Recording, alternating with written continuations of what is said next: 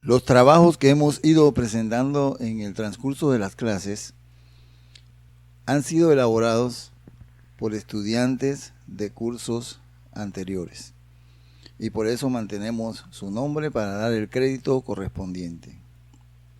Los mecanismos de defensa es la clase de hoy. Los mecanismos de defensa fueron definidos por Freud. Consideramos que todo aquello que se mencione como mecanismo de defensa fuera de la teoría freudiana no es el mecanismo de defensa al que nos referimos. Los mecanismos de defensa los usamos con la finalidad de evitar la angustia o la ansiedad que producen las frustraciones o los conflictos del propio psiquismo. Para esto recordamos la estructura de la personalidad de Sigmund Freud: ello, yo y superyo. El ello y el superyo presionan al yo y el yo frente a la realidad tiene que tomar una decisión. Para satisfacer a ambas instancias del aparato mental, al ello y al superyo, frente a la realidad que tiene por delante, el yo utiliza mecanismos de defensa y son inconscientes. Los mecanismos de defensa son universales, no son patológicos. Todos los usamos. Mientras sean adaptativos, nos sirven. Estos son los principales mecanismos de defensa del yo: represión, regresión, fijación, desplazamiento, sublimación, proyección, formación reactiva, racionalización, identificación, fantasía, compensación y autoagresión.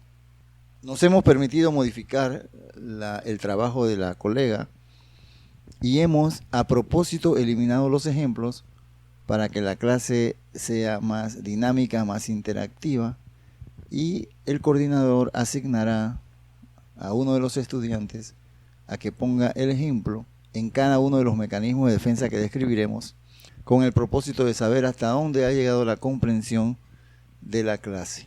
La represión significa aquel recuerdo doloroso o aquel conflicto intrapsíquico que no debe recordarse porque genera ansiedad, se reprime, pasa totalmente al inconsciente y no lo recordamos.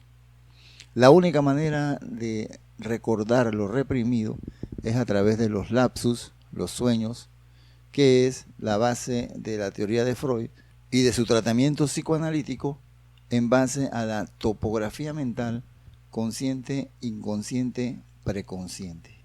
La regresión es regresar a épocas anteriores del desarrollo psíquico hacia pasados satisfactorios. Ya dimos la clase de la fase oral, anal, fálica, latencia. En la regresión, el mecanismo de defensa nos lleva a una fase en que hayamos tenido o mayor satisfacción o mayor frustración para resolver el problema que nos presenta la realidad en un momento dado. Y fijación es negarse a crecer, es permanecer en aquella fase oral, anal, fálica de latencia. Esto es propio de las personalidades inmaduras, porque el desarrollo normal nos lleva a superar cada etapa, alcanzando sus metas y propósitos y resolviendo sus conflictos. En el desplazamiento se realiza una sustitución para evitar la angustia. O sea, un sentimiento inaceptable que está dirigido hacia un objeto es desplazado hacia otro que no produce angustia. Sublimación. Este es el mecanismo, uno de los mecanismos deseados en la persona adulta.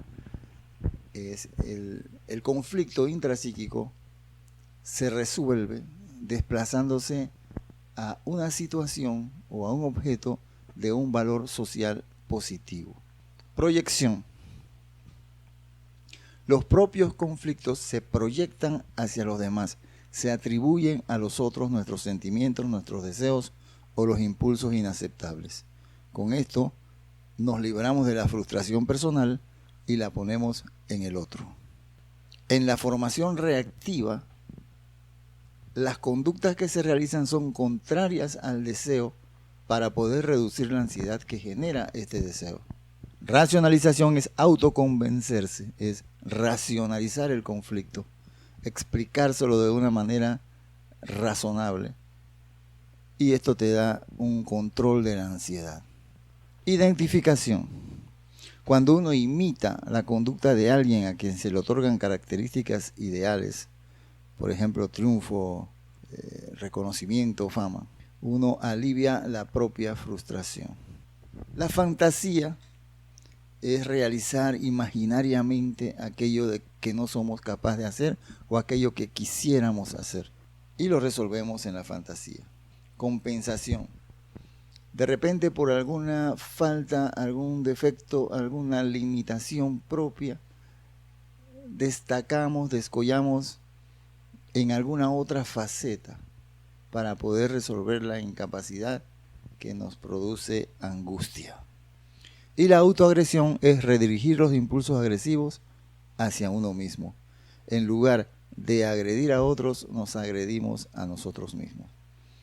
Estoy seguro que con esta explicación no todo ha quedado muy claro, porque es a propósito, para que investiguen en otras fuentes y sobre todo que pongan los ejemplos. Cuando compartamos los ejemplos que nos dice la persona asignada a cada uno de los mecanismos de defensa, podremos discutir en el transcurso de los próximos minutos si estos ejemplos coinciden con la descripción que hemos dado de un mecanismo de defensa y si estos ejemplos permiten una mayor comprensión del tema que estamos hablando hoy.